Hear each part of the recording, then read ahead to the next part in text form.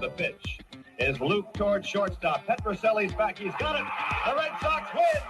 Pandemonium on the field. Welcome to the Great American Collectibles Show, brought to you each week by the National Sports Collectors Convention. Join us every Wednesday evening at 6:30 Eastern Standard Time and get the latest news from the greatest experts in the sports collectibles world. You can watch us on the Great American Collectibles Facebook page, as well as YouTube, or you can listen to us on Spotify, Pandora, iHeartRadio, or any of your favorite podcast platforms. And now your hosts, award-winning sports collectibles author Tom Zappola and Red Sox Hall of Famer Rico Petroselli. And one of the foremost experts in computer analysis. Oh, my God. Listen, I'm going to open up this show by saying one thing. Holy shit. Unbelievable. Unbelievable. Welcome to the Great American Collectible Show. Petroselli's in the house. Yeah. Mike Heffner, bat expert, is in the house. Joseph Orlando, bat expert, is in the house. And John Taube. John, are you there? I think I'm in the house. Oh, God. It was a technological We're challenge. good. That's going. Yeah, Lou, can we can we kind of hang out our dirty laundry about the challenges of? Why don't you just kind of walk us through what a cluster this was, trying to get the six of us on at the same time. Except for Joe and Mike, nothing worked. Joe and Mike, that sums it up. Joe and Mike were fine. Other than that, nothing worked. I mean, it was like unbelievable. Hefner's been here for 3.5 hours. I mean, it's like freaking crazy. Four, but who's counting? Holy Jesus! One of his kids graduated high school while he was young. That's right. And you know something though, the miracle of miracles, Petroselli got on. He was able to get on. I know we've given up on Rico totally. Rico, we had you written off. I said, no, he's out. He's not going to be on. But you did it. You made us proud. Well, I went to another computer, one that I could understand, and the new computer that you suggested I buy. You don't know how to use. Stinks. It stinks. It stinks. Yeah, it's not me. It's the computer. It's definitely the computer. I'll be happy to take it, Rico, if you want to get rid of it. I was going to say, Rico, if you want to get rid of it. You can have it. So let me ask you a question before we get started. Rick, what email address did you use? Oh, forget. No. I want to hear this. Well, what email did you use? Rico Petroselli 6. Oh, you did? So you used a new one? No. I used the old one. I went to the other computer, which has my. Don't give out your email. No, I mean, it has the link on it. Okay. You can give out the Rico Petroselli 6 because you can't get any of those. So I probably should. Go to a Microsoft. That's a different one. Anyway, you're right. I know I screwed up. I really did, and I told you before, and it's obvious that I don't know much about computer. All I know is put it on and see what happens. That's it. That's all I do. All right, listen, we have a great show today. I've asked these guys to come on. I think, in my opinion, the three gentlemen that are on today are probably the three of the 5 bat experts in this country. Me and really are. I mean, these guys, there's nothing. Well, Vince Malta, Richard Angus, he knows pretty much a lot about bats, I would think. There's a couple of other guys, too. What was the other guy's name, John, the attorney? Mike what? Michael? The original bat guru was Mike Montbriand. Is he still alive? Honestly, I don't know, Tom. Haven't heard from Mike in, 15, 20 years. Really? Yeah. All right, so we're going to talk bats today. We're writing this book, as many of you know, as everybody knows now, Legendary Finds in Sports, Collecting Treasures. There's a lot of bat stuff in it. A lot of bat finds, a lot of epic treasures about some of the bats. Joe has a bat in it. Hef has a bat in it. John has a couple of bats in it that we're going to talk about. Some of them are not necessarily finds. Some of them are epic treasures, but they're all interesting. John, first question I want to ask you. After talking to you over the last month and talking to Joe, I can't believe some of the iconic bats that you have touched that have gone through your hands. Can you just mention 3, 4, or 5 of the bats that have gone through your hands that, I mean, I'll lead it off with the Kirk Gibson bat, correct? Right, correct. All right. So, I mean, take that, put it aside. What are some of the other great bats that have come through your hands over the years? Well, with a limited number of bat authenticators in our industry, quite a few bats if not all, have come across the desk. But, notable bats are, I guess we'll start with Babe Ruth, the Yankee Stadium first home run bat. Some of the bats that we've been talking about for the show, the Mickey Mantle 1964 World Series bat. That's a great story, too. We're going to talk about that story. Yeah. And that bat, Mantle sets the World Series home run record. Oh, I didn't know that. Oh, yeah. Wait a second. You're telling me that you're talking about the bat that the two guys had, correct? Yes. I didn't know that. So you're saying that when he set the record in that. Tom, now I lost you. Oh, really? Well, can you hear me now, John?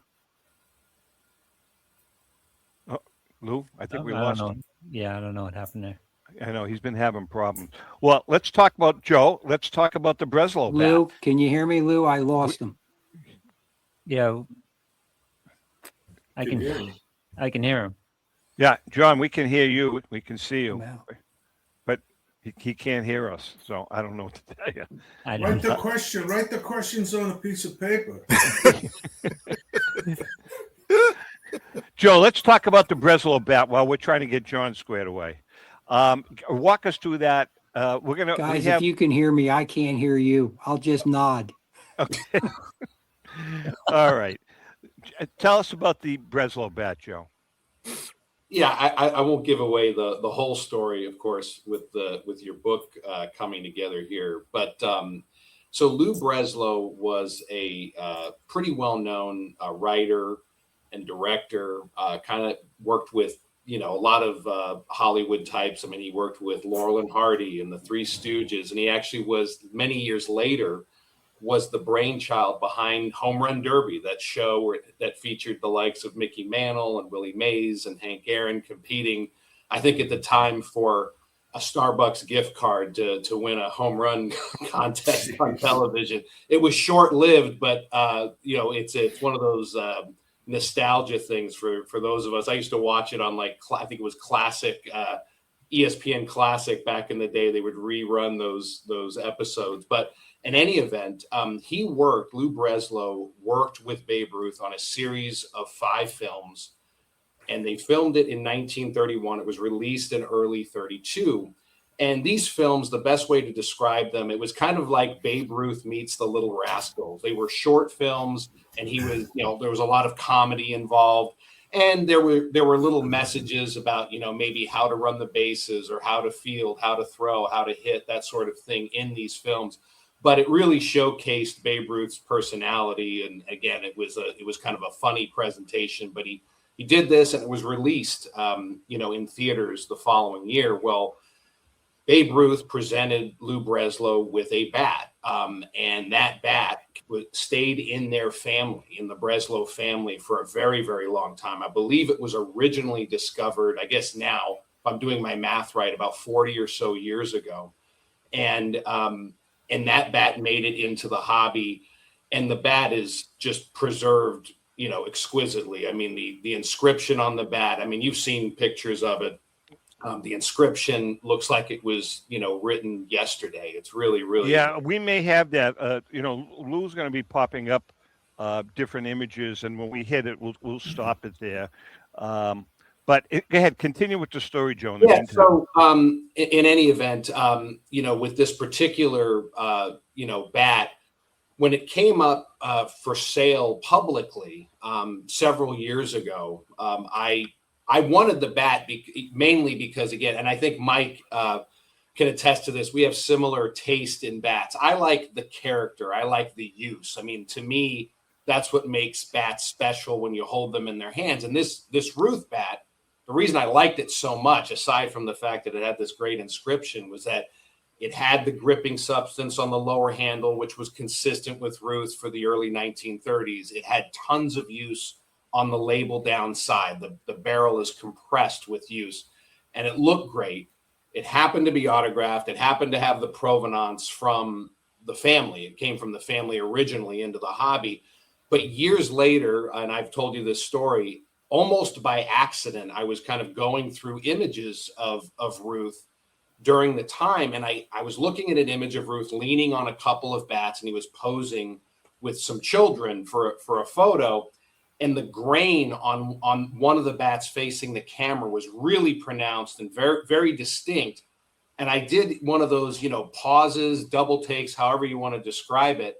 And then I start looking at the bat, and I go, oh my goodness, that's the bat. Like, that's him leaning on the bat, posing with the kids. So you photo matched the bat. You're the one that photo matched the bat. Well, originally. And then, of course, got third party, verification to make sure I wasn't, insane with what I was thinking. But what I love about it, there's a great photo of it. There are matches and there are matches, and something that I think is really important for collectors to know out there with all things, jerseys, bats, whatever they are. There's either a match or there's not a match. It can't almost be a match or sort of be a match. It has to be definitive. And what I love about this is that when you look at the grain of the bat and you run from the top of the barrel all the way up that photo, it's a dead match. The grain is a fingerprint, and what you're seeing there in circles for the most part are the witch's peaks as it goes up the bat and towards the handle of the bat. It was just one of those needle in a haystack, discoveries in terms of the match. And that was for me, it just became the cherry on top of everything, because it's neat to see him leaning on the bat. But yeah, he presented Lou Breslow with this bat, inscribed it to him, dated it to him in 1931. And then those series of films were released in early 1932. But you could see with the inscription, when you blow it up and look real close at the autograph, it's just really an incredible shape. Joe, it looks like a log. It looks like it's gigantic. He used a heavy bat, didn't he? What's interesting with Ruth, though, is by this time of his career, now this bat, which I think weighs in around 37 or so ounces, God, that was lighter. He started moving to a lighter bat because he realized that bat speed and bat control meant way more. You got to remember, kind of the science of hitting today versus the science of hitting 100 years ago. So for Ruth, this is when he started to transition to quote unquote a lighter bat. Of course, I don't believe there's anyone in the league that uses a bat that weighs anywhere near this bat today. It shows you how much the game has changed over time. Absolutely. Unbelievable. Joe, that bat, how long have you owned that bat, may I ask? I've owned that bat, I believe, now for about, I think it's about 9 years, something like that. Because when we research that bat has gone through quite a few hands, winding up with you, correct? Privately, I wouldn't say privately, right? But privately. A few notable people that you and we mentioned Richard Angus, I believe, being one of them, correct? At one point, I believe so. Yes. Yeah. Lou, bring up, the three bats that we showed you. Those are Heff's bats. John, can you hear us? I can hear you. Oh, we can hear you and see you. Great. Good. All right. Bring up one of the three bats, Lou, the ones that are vertical. No, keep going if you can. Because all right, let's talk about this bat, Heff. Now, this is one of the bats that you own. Is that the Williams bat, Mike? I have to put on my glasses. Or Lewis to make it a little bit bigger. Oh, that's a Pete Rose bat. That's the Rose bat. Yeah, okay. Now, I know, John, you authenticated it. Yes. You own the bat, Heff. Can you give us a little backstory on it? And then we'll go to John about when you authenticated it. Well, most of my stuff doesn't have a backstory, or I forgot it because I'm so old. So it really, I can make stuff up, but that one I do remember. That one came out of a collection out of Cincinnati. I own several Pete Rose bats, but what makes that one special to me is the fact that it's obliterated with ball marks all over the barrel, both sides. Rose was a switch hitter. And then it's got the pine tar, which Rose, used on and off, as John can attest to. But this one has more pine tar on it than I've ever seen on a Rose bat. It has a perfect 14 on the knob. It did come out of the Cincinnati area. I used to have a lot of friends out there who used to pick stuff up.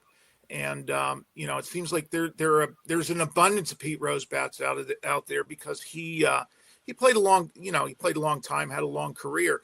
But finding really choice Babe Ruth bats is another story. The ones from later in his career, they're around because he saved them. The ones from earlier in his career, and this is a 60s bat, you just don't see them. So that's why that one's special to me. So, John, a bat like that's really got a lot of character to it. I'm going to call it character.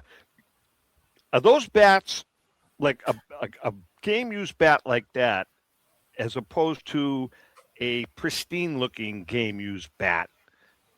Is that more valuable, John? I mean, a bat like that has really, gone through war.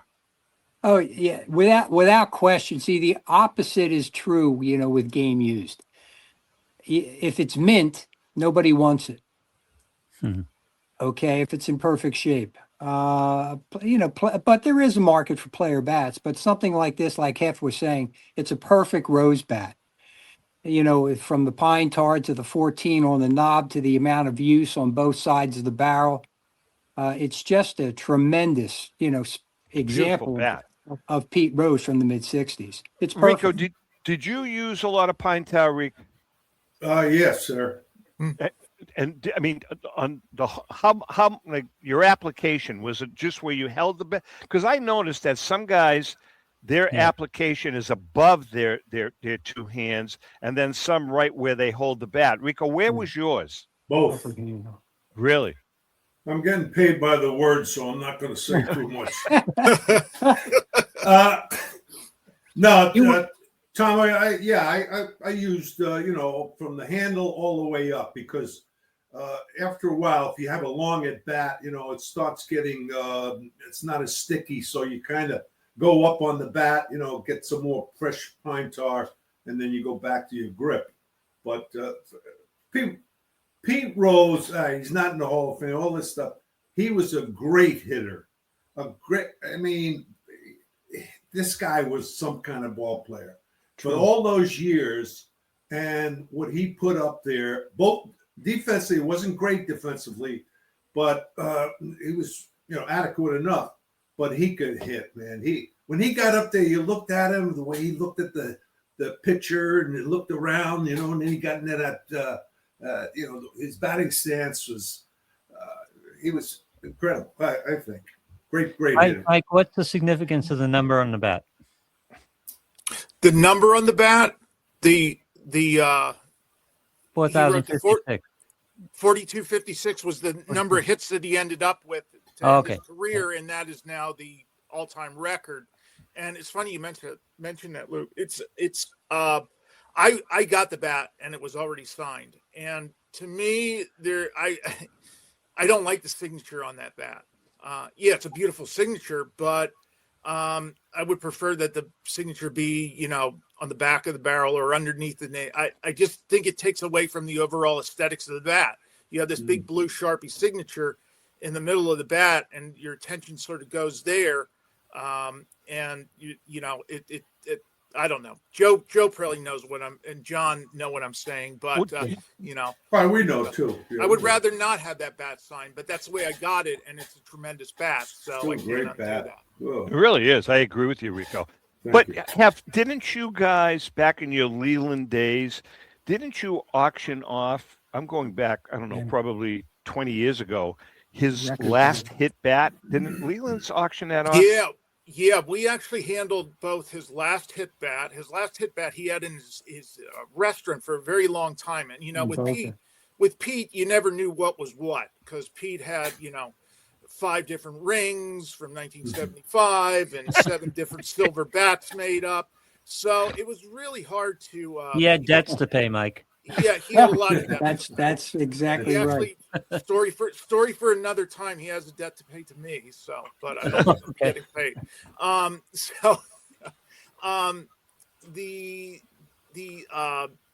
The 4256 bat was one of the last things that he ever sold. And usually when Pete wouldn't sell something, you knew it was good. So, the things that he was willing to sell and was pushing to people, those things sometimes were questionable. But we also handled the 4192 bat, the bat that he broke Cobb's record with, and that belonged to a good friend of mine, Steve Walder, out in Cincinnati, bought that from Pete. And that was actually one of the exhibits in the trial because he never paid the taxes on the money that he got for that bat. So went in his tax evasion trial. So that bat was with Steve for a long time, and then Steve sold his collection, and we bought it, and we ended up selling it again. But so we handled both of those bats. Lou, can you bring up the Mantle bat? The one that John sent us. I want to get Joe involved in this conversation and Rico. The one with the authentication. That one. That's it, John, right? No, that's mine. Oh, Joe, that's all right. Let's talk about that one first then. No, that's good. And then we're going to talk about the other one. Joe, tell us about this bat. Yeah, so this is 1966 specific Mickey Mantle bat. And, as Mike was talking about with the Rose, you have players that if you look at their career, so Mantle, first half of his career, didn't use a lot of pine tar. So the character of his earlier bats, although scarce, are not as sort of attractive as the ones from later in his career. So when he gets into the 1960s, you start to see this really heavy pine tar pattern, up, about 6 to 8 inches up the handle, kind of in that mid to upper handle area. And it really gets caked on well-used gamers. So this was a bat that I was familiar with when it first came into the hobby, probably about 25 years ago or so. And I was able to track it down privately. I always wanted it. It was a bat that I had my eyes on as a collector because of the character, because of the use. As Mike mentioned on the Rose was a switch hitter. You want to see both sides of the barrel pounded. The same thing here with Mantle, of course, one of the greatest switch hitters of all time. Both sides of the barrel are pounded. Of course, you're going to see more on the left side because hitters tend to face more right-handers than left-handers. But yeah, I mean, it's one of those things where certain players, you have to, Willie Mays is another one where if you like character, then you might have to focus on a certain period of their career because the bats just have a much more attractive look to them where you would never get this look in, let's say, a 1955 Mickey Mantle bat. Again, although scarce, because it wasn't consistent with how Mantle prepared his handle. So that's, it's one of those bats that I think, just from the pictures you can see there, it's just a really beautiful gamer with a ton of use on it. They were all. What am I missing? If he's a switch hitter, he's going to hit with the label away from the plate anyway, isn't he? He's going to flip it around. No, they if you're a label up hitter, you're going to strike the as a left-hander, you're going to strike, one side of the barrel. As a right-hander, you're going to strike the other. But if you're batting with the label up. Okay. All right. It depends on, everyone's different. Again, we talked about Ruth earlier, label down guy hitting one from one side. But in the case, I always thought it was label back. Up guy. Yeah. Rico, what were you? What was I? I was no. When you hit your label, was your label up, down? Where was it? Label up. It was somewhere on the bat. I know that, but seriously, no. It was. I like to have the label up. It was on top. Yeah. But, listen, we're gonna wait a second. Let me just 1 second. Just guys. Go ahead. Those bats are all pretty much HB, right? Hilrick and Bransby and Louisville Sluggers. Do you have any? I forget what year the Adirondacks started and some of these other bats. Are they also the first ones maybe out? Are they collectibles?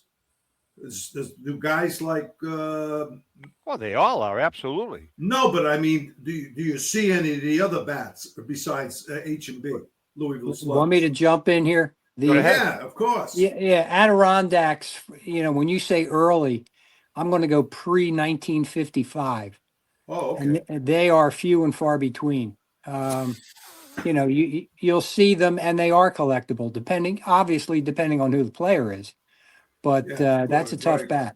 That's Hey, by the way, hey Tom, I just want to say one thing. You really embarrassed me because you left me out as an expert on bats. You are an all kidding expert. aside. I know they hang around caves and they like these little bugs. And they're flying around. That's my expertise on them. All right, I'm done. All right, listen, we're going to take a break. Heff has to leave in a few minutes. So when we come back, Heff, I want to talk about the other two bats that we have of yours. And Lou, I don't know if you can bring up that image that I sent you prior to the show. If you can, that's the other mantle bat. See what I can do.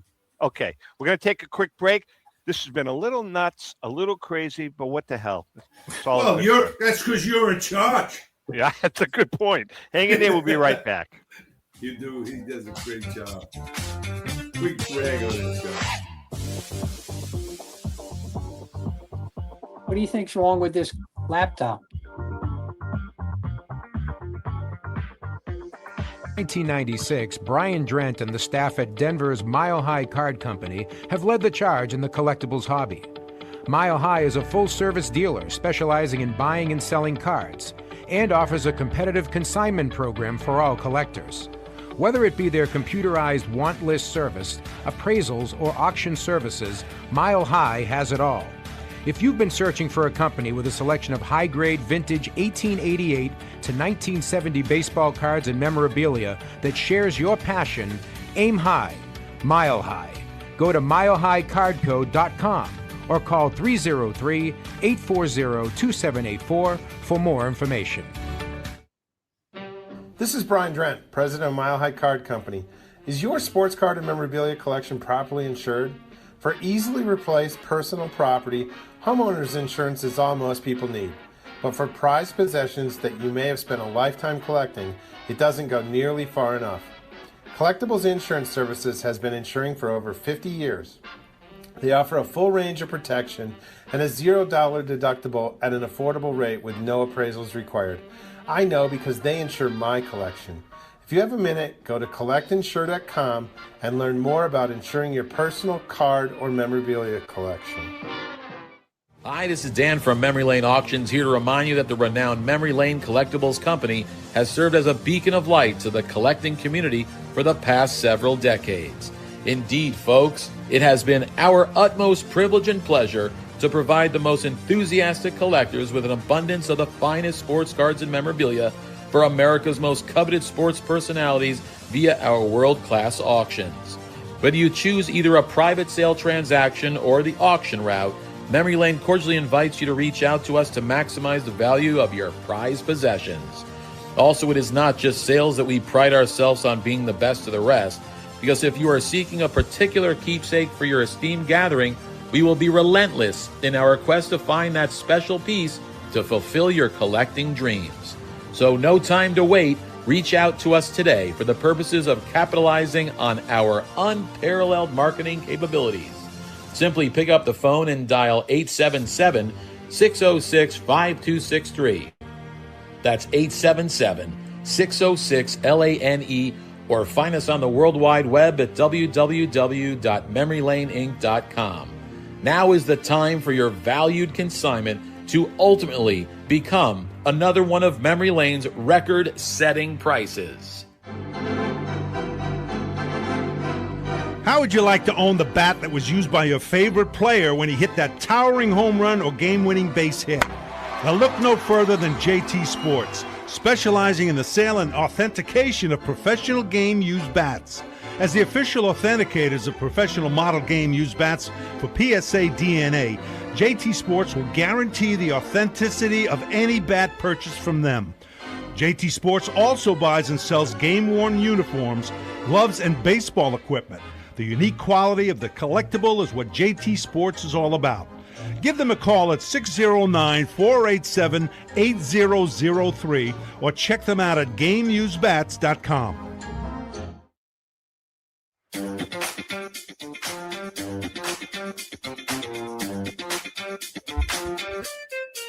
Okay, we are back. Rico's in the house. Heff is in the house. Uh-oh. Tommy's MIA again. You can He can left you and came back. guys? Here he Yeah. is. All Yeah. right. Hey, all right, John. We thought you were MIA. All right, listen. Lou, all right, Lou, I know Heff, I you have can't to bring leave that now. other file up, unfortunately. It's a weird format. So That's okay. Don't worry about it. If you can bring up one of the three vertical bats, let's look at the next one because I know Heff has to leave in a few minutes. hang on, I got to get rid of that. No problem. Rico, did you happen to grab a bat from Michael? No, the kid, he's had Sold some. it. He sold it. Yeah. No. He forgot it. I went over there and he forgot okay. it. And but I got a question: Is bats? Those bats are more expensive. I mean, to buy if you sign them. Good question. Should I sign these All-Star and World Series bats in case they want to sell them, which they should? Heff, can you answer that, or Joe? I think your signature has value. Yes. Collectors have a preference. Like I don't like the bat signed right in the middle because it takes away from if it's a game used bat. But it's collector's preference. Somebody might like that. Somebody may not. But I mean, I think adding your signature is a good thing rather than a detriment. Yeah. Okay. Agreed. Joe, what are your thoughts on that? Yeah, I mean, I would say that more collectors than not prefer, if it, all things being equal, they'd like to have it signed versus not signed. So I would say yes. If you're thinking about signing them, I would sign them. All right, so I've got a question. Using Rico as an example, Rico's got his All-Star bats. Rico, your 40th home run bat is at the Hall of Fame, though, right? Okay, so using the All-Star bats as an example, I mean, personally, I'm not a bat guy. I don't know a lot about them, but I don't like seeing a bat like an old gamer signed in blue Sharpie. I mean, is there a certain ink that a player like Rico should use if he's going to sign one of his All-Star bats? John, or Joe, or Mike? I would say something that's legible. I mean, if you take away a Sharpie at this point, a lot. I think about the Clemente bats. That he signed in ballpoint pen. The problem is they don't last. They don't hold up. Okay, makes sense. They fade. Makes sense. All right, Luke, can we bring up that bat again, if you can? All right, so is this the Williams bat, Mike? Let me check it with my glasses. I'm using one of my high quality photographs there. I can't tell. Credit for that. That is a Ted Williams bat. Okay, so that's a Ted Williams bat from the 50s, correct? Yes. Now, John, did you ever have your hands in this bat yourself? Well, we did a letter on it. It's beautiful. I mean, this is one of the foremost Williams bats in the hobby. Oh, really? Oh, it's gorgeous. I mean, I can't. Tell me about the pine tar, man. That pine tar goes up pretty high. Pretty high. I'm surprised Heff laid it on the carpet. Yeah. That's old carpet, John. Old carpet. I'm surprised he used pine tar. Well, that was enough. Yeah. Good. Well, as the story goes, and this comes from former Red Sox bat boy, that Ted had a concoction of rosin and olive oil that he would put together to form the grip substance. And then when it built up too much, he would have the bat boy scrape it off. And then he would start reapplying. Yeah. We used to use alcohol. Kind of leads to a silly question I had. Did pine tar have any use outside of baseball bats? And who's making pine tar? Or is that something players made up? It was for horses. Horses? And what did they use it in fence mending? That's a good guess. Fence mending. Fence. Well, I mean, it wouldn't get that hard. I don't ever remember getting, even when it caked on, it wasn't hard. You know what I mean? You could scrape it off. It was harder than when you first put it on. So let me. Are there restrictions, guys, about what we lost John again? Are there restrictions about what you can use, Joe or Heff or Rico, as a substance on a bat? I mean, I know like you can use pine tar, but can you use Elmer's glue? Or, I'm just using whatever. I don't think there are any oil. restrictions of what you can use on the handle. The pine tar led to the famous pine tar incident with George Brett because he was up above the label with the pine tar. But the interesting thing is, a lot of players did different things with their handles. They didn't, some used grip tape and continue to do so today. Some use cork, some used foam, some used tape or other subs, or some shaved their handle, took wood off it to make it thinner.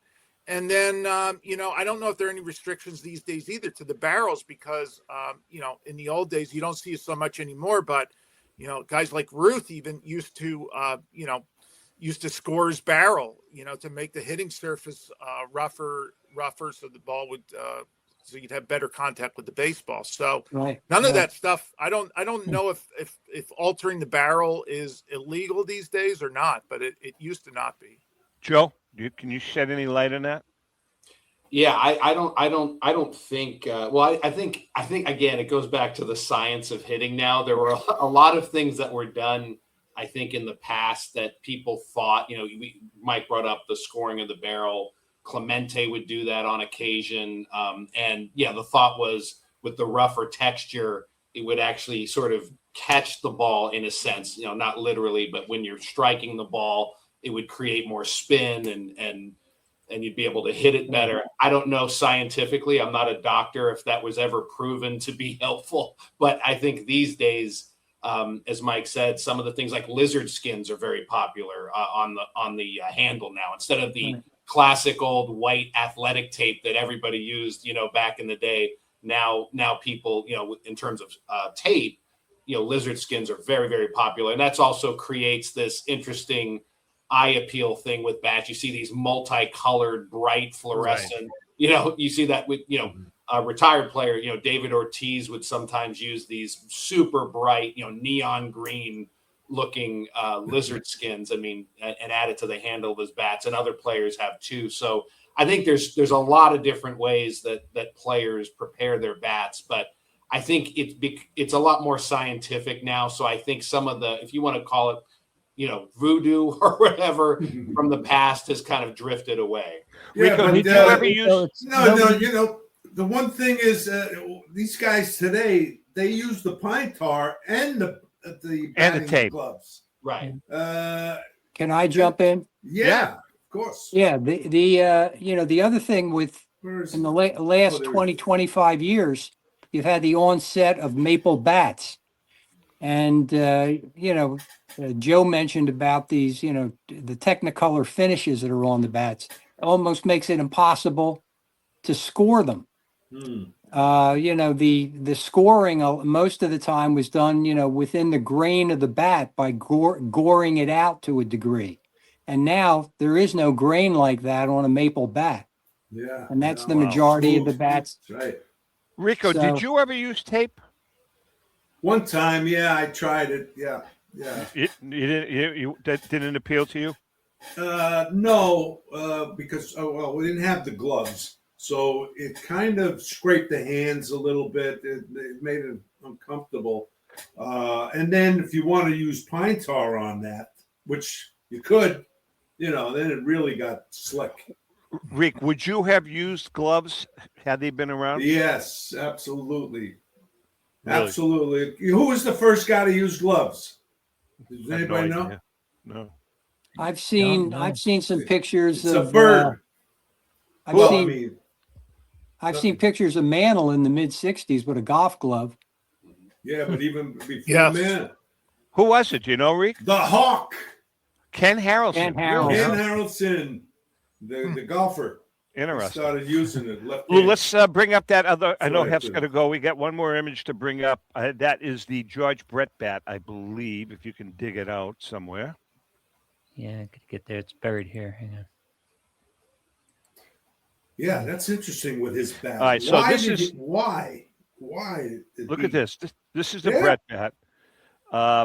Obviously, he used a lot of pine tar all of the time. Any little backstory in this bat, or did you just pick it up Well, from? no, it's one of my favorites. I've had it for a while now. It's a 1980 George Brett bat. He used it in the World Series. This bat originally came right from Brett. He signed it as his bat that he used in the World Series. I think he may have used, a few bats during the 1980 World Series. But, one of the things I love about it is the pine tar. It's perfect George Brett pine tar. Pre pine tar incident, you can see how the pine tar goes up above the label. That's the thing that spurred that whole incident. It is, it's got a perfect GB5 on the knob. What's really cool, one of the things that I think is cool about it is, Brett kept this bat. He used it probably before the World Series, during the World Series. And then what he did is the players went to tour Japan after the 1980 season. He took this bat along with him to Japan, and he used it in Japan, and he had Sadahara sign the back of the bat.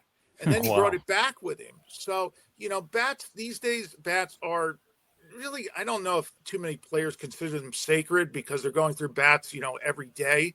But, even back in 1980, players considered their bats pretty sacred to them.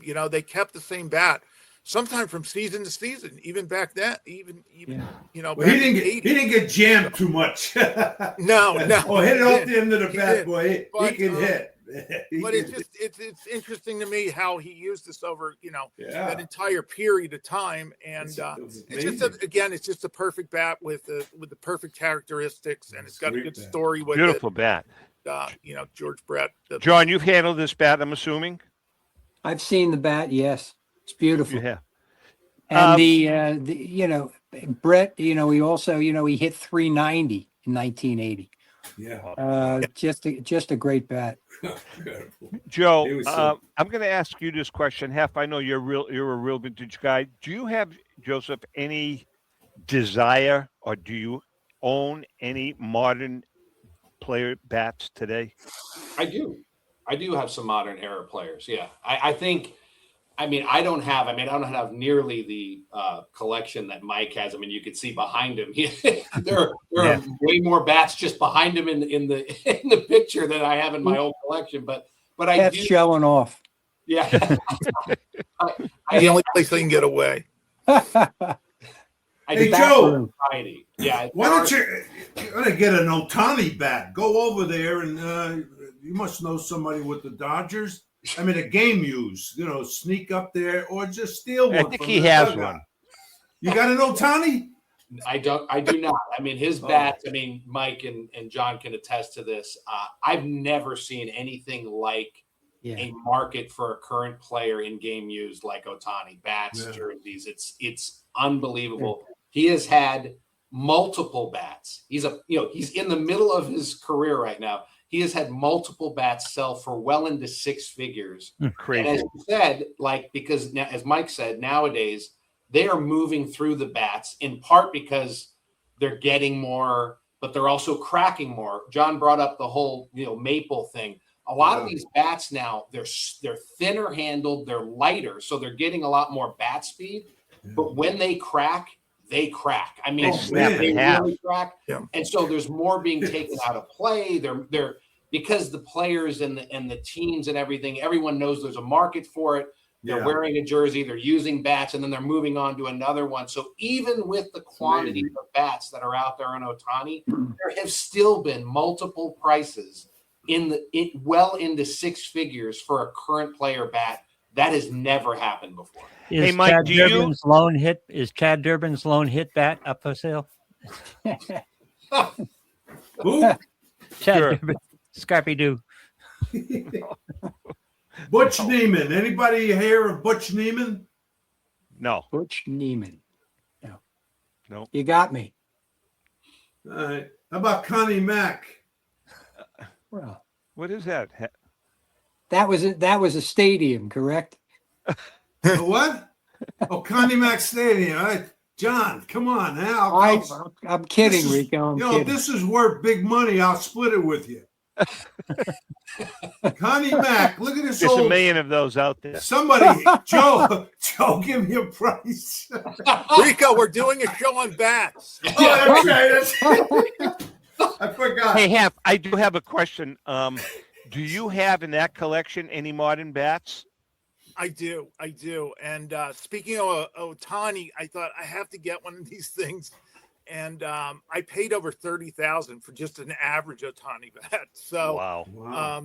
You think about the things you could buy for that kind of money. I mean, you could buy a lot of really cool bats for $30,000. And I thought I need to put one of these in my collection. I don't have a Judge. I need to pick up a Judge yet.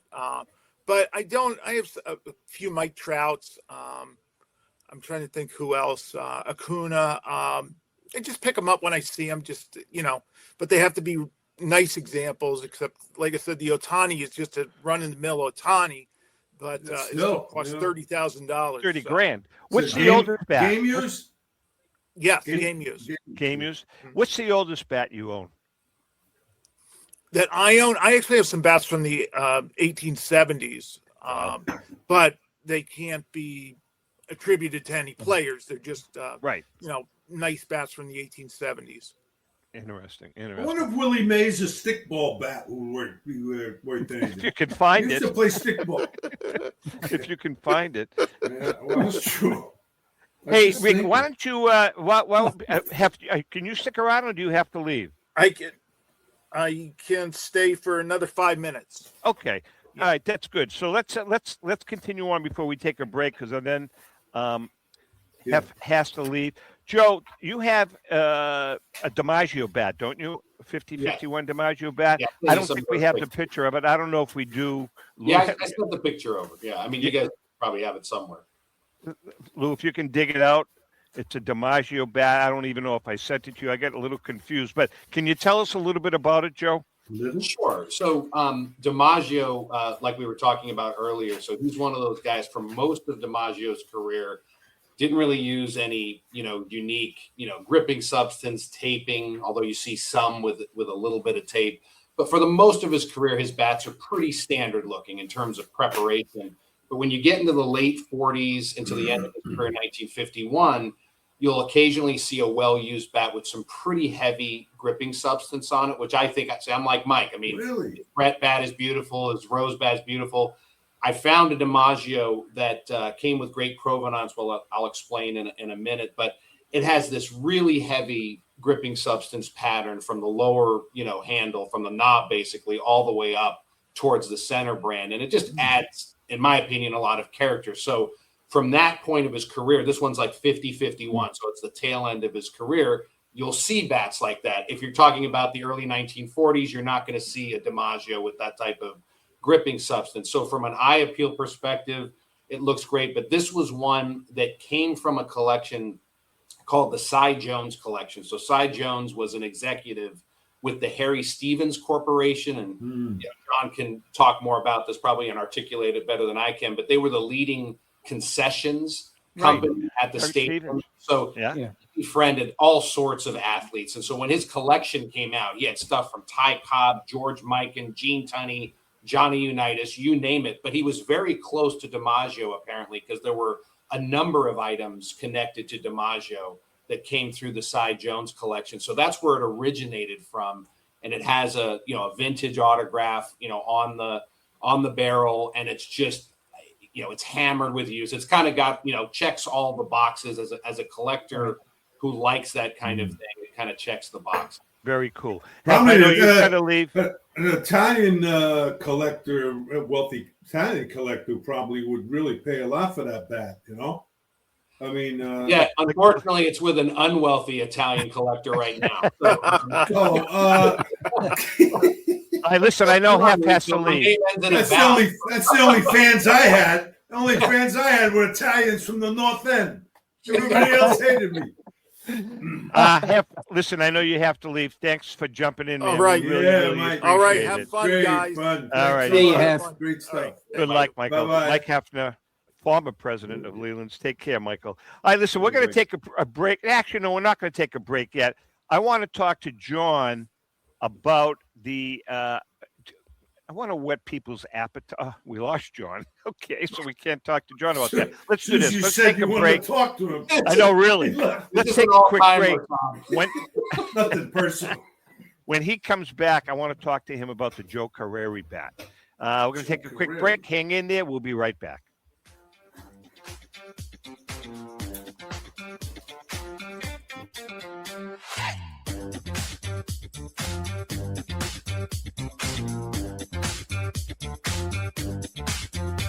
Is a family-owned and operated online auction specializing in autographed memorabilia, sports cards, coins, art, and collectibles. Since their founding in 2010, they've grown to 2 facilities in Phoenix, Arizona, totaling over 60,000 square feet. Jared Cavali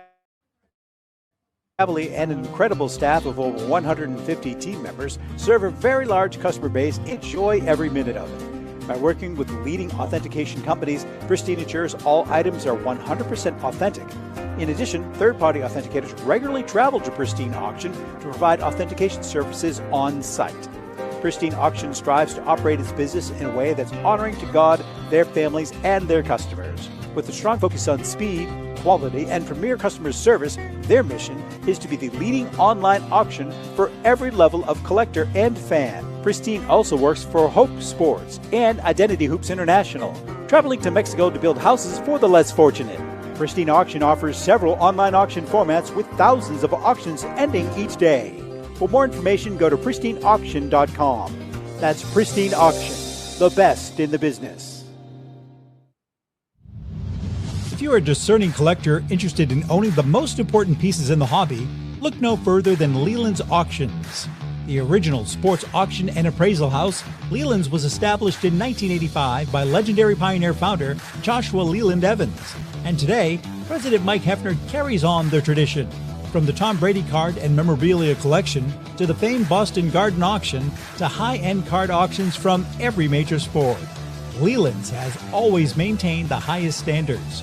Go to Lelands.com and get your bid in. That's Leland's, the hobby's leading sports auction house for 4 decades.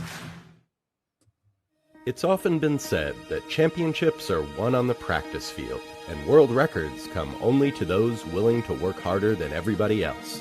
Heritage Auctions is the world's largest collectibles auctioneer because we believe that becoming the best is only an invitation to the challenge of remaining the best.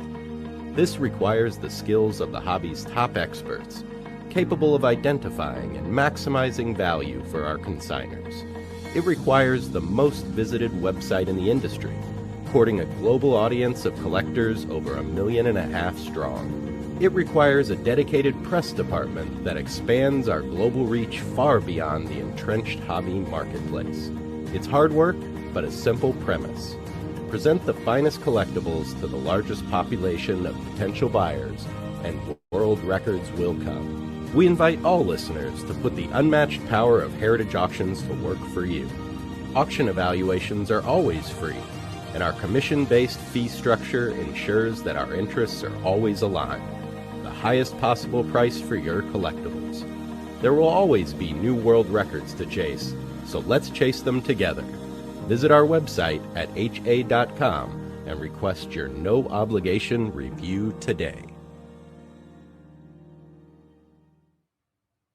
Hi, this is Dan from Memory Lane Auctions, here to remind you that the renowned Memory Lane Collectibles Company has served as a beacon of light to the collecting community for the past several decades. Indeed, folks, it has been our utmost privilege and pleasure to provide the most enthusiastic collectors with an abundance of the finest sports cards and memorabilia for America's most coveted sports personalities via our world-class auctions. Whether you choose either a private sale transaction or the auction route, Memory Lane cordially invites you to reach out to us to maximize the value of your prized possessions. Also, it is not just sales that we pride ourselves on being the best of the rest, because if you are seeking a particular keepsake for your esteemed gathering, we will be relentless in our quest to find that special piece to fulfill your collecting dreams. So no time to wait. Reach out to us today for the purposes of capitalizing on our unparalleled marketing capabilities. Simply pick up the phone and dial 877-606-5263. That's 877-606-LANE, or find us on the World Wide Web at www.memorylaneinc.com. Now is the time for your valued consignment to ultimately become another one of Memory Lane's record-setting prices.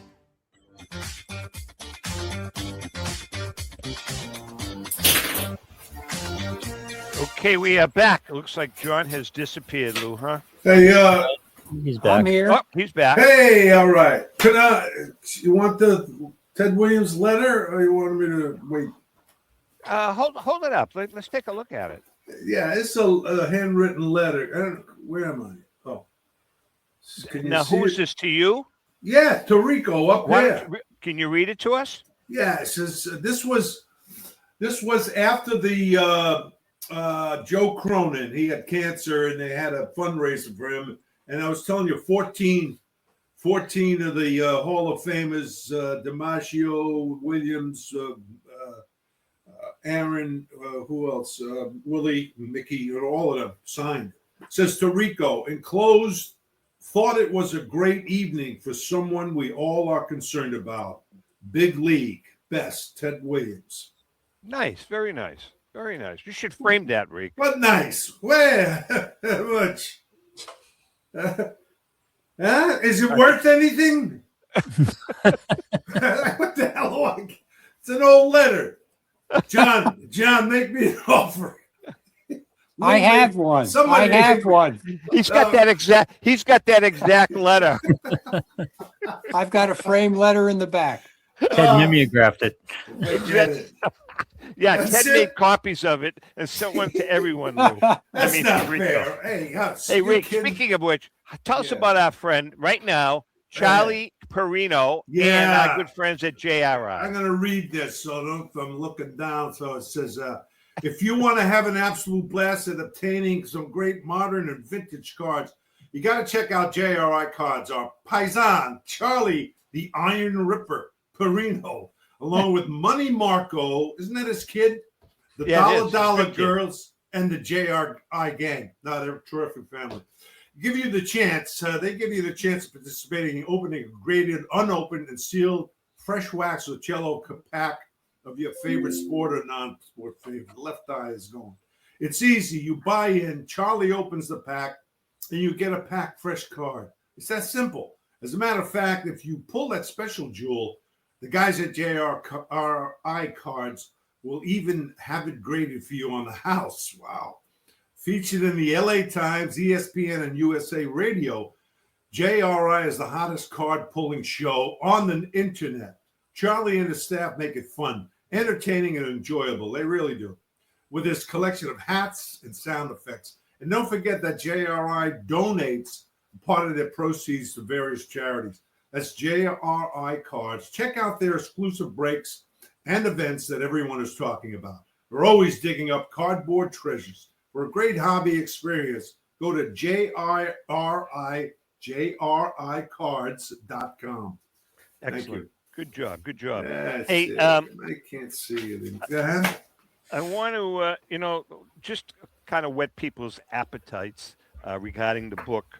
As I said, we're talking about a lot of epic treasures in the books besides some of the great finds. I mean, some of the legendary finds we all know about, like the Lucky Seven find, Black Swamp, Uncle Jimmy, the Northeast find. There's a lot of them that we're going to be talking about in the book, but we're also going to be talking about a lot of what we call epic treasures. We're kind of taking a whole look at the hobby and some really cool items that have really cool backstories, one of which John, we talked to John about, and it's the and John, I don't know why, but we're having a problem with the image. I wasn't able to get it to Lou, but we can talk about it real quickly.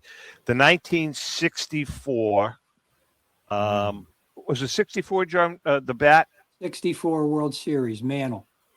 64 World Series Mantle, but there's a little backstory here, and it all has to do with what we've been talking about, provenance. And that's really important. John, can you tell the story? Well, this bat was, when we found it, when we came upon the provenance, the bat was already residing in the collection of Richard Angrist. who is the primary lender for the museum at Yankee Stadium. So I got a phone call from a gentleman in South Carolina who said he had a baseball bat of Roger Maris from the 1964 World Series. So I said, okay. I said, well, send me some images. Let me tell you what you have, et cetera, et cetera.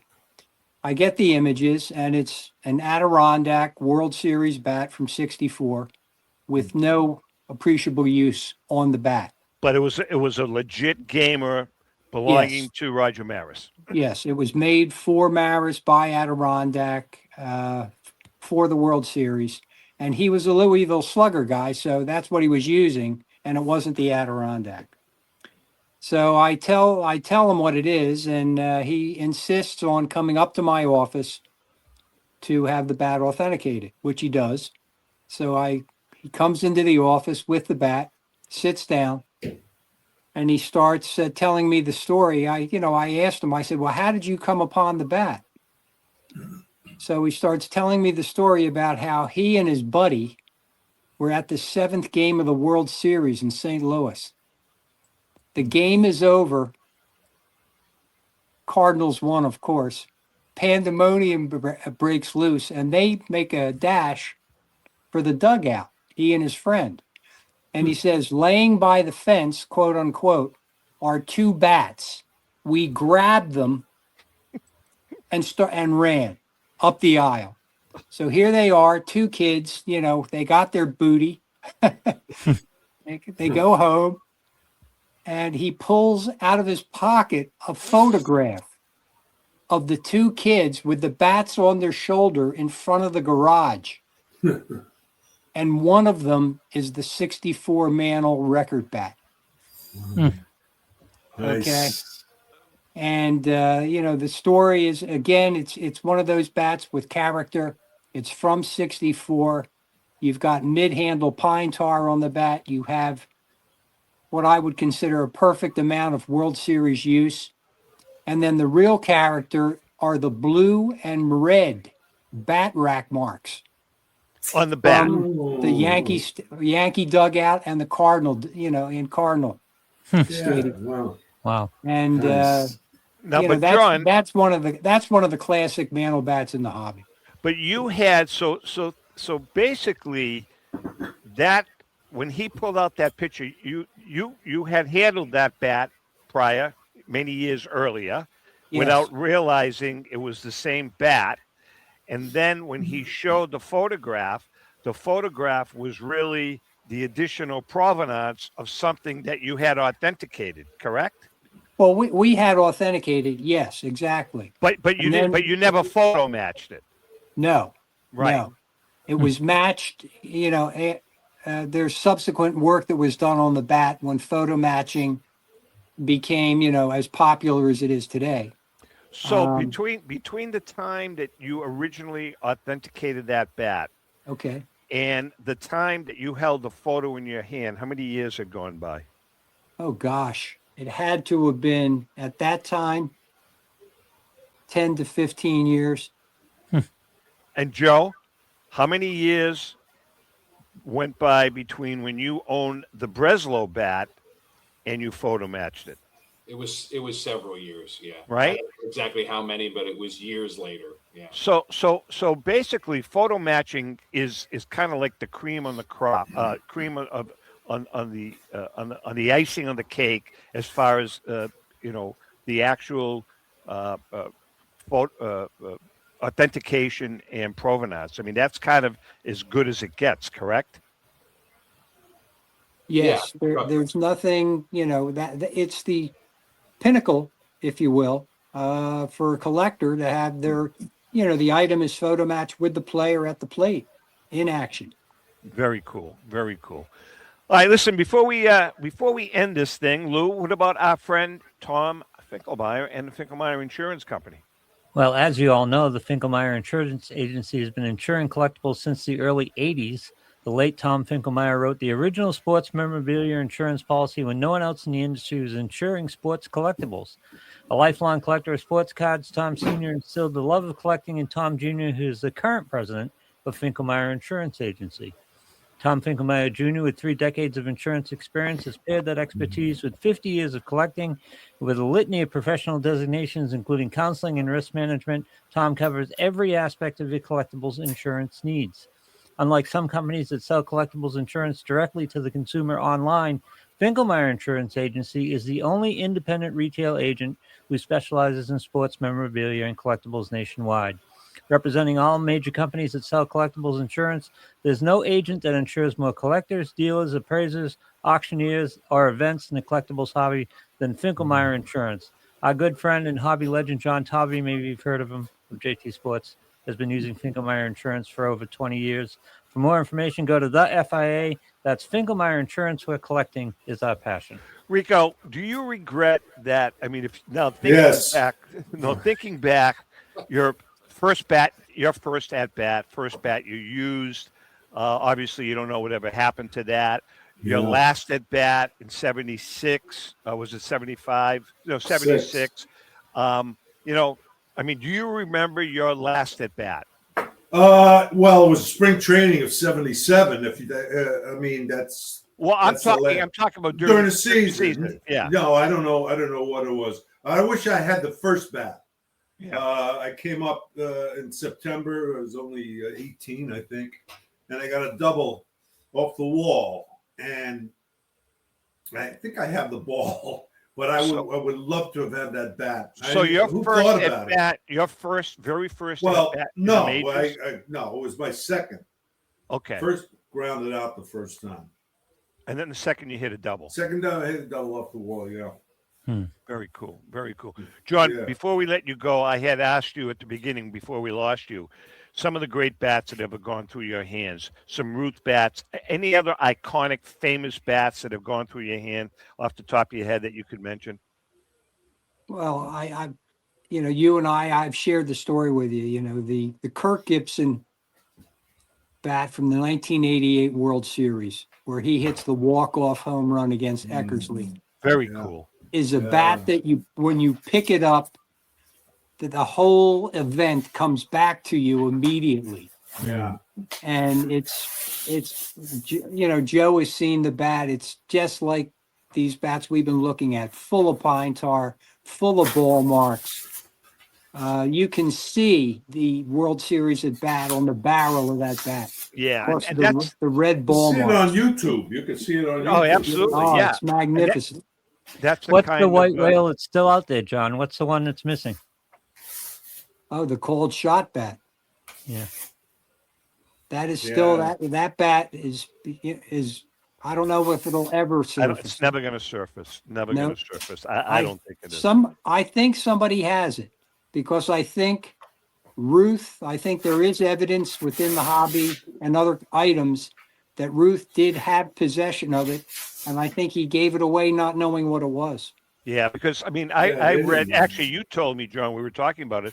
Ruth actually, I think, Joe, you mentioned it once. He used to actually keep stuff in the trunk of his car every once in a while and just hand it out to, friends and, and people. Well, industry, right? There was no industry. Exactly. Yeah. Exactly. I mean, who knew? Yeah. And again, like the Kirk Gibson bat, it's not a find. But those are some of the stories we're going to include in the book that have it's just an iconic piece. It has a really cool backstory to it. So there's going to be quite a bit of those. Wait a second. Where's the Fisk bat? We're all Bostonians. Where the hell is the Fisk bat? Where is the Fisk bat? Do we know that? The Fisk bat was a Rick Burleson bat. Oh, that's right. Yeah. He used a Rick Burleson bat when he hit the. Does he have that bat, John? I don't think he does. I think that bat's in the Hall of Fame. Is it? And Bucky Dent's bat wasn't his bat either, right? He had cracked a bat and borrowed a bat when he hit the home run at Fenway. Well, no, Mickey Rivers. I think it was the Mickey Rivers bat. Yeah, that's right. Yeah. Yep. Rico, did you use when you hit your 40th? Was that your bat that you used? Yes. You won. You won. Okay. All right, guys. Well, listen, it was a little bumpy, but we got there. Oh, it was great. I appreciate you guys both coming on the show, and Joe, I can't thank you enough. John, what's the website address? GameUseBats.com, correct? Got it. And Joe, you Game have, Use what's your Bats.com. next big auction coming up, Joseph? Big one. We've got one in May. We've got one going on right now, a showcase auction. There's a couple of really great bats in there. Miguel Cabrera, Ichiro bats, a few others, but there's a really big one coming up. John helped with some of the authentication, and we're going to see a record-breaking Griffey up in mid-May. Photo match to his rookie season coming up. So very cool. HA.com. Very cool. Talented. Rico, we are glad you were able to get on.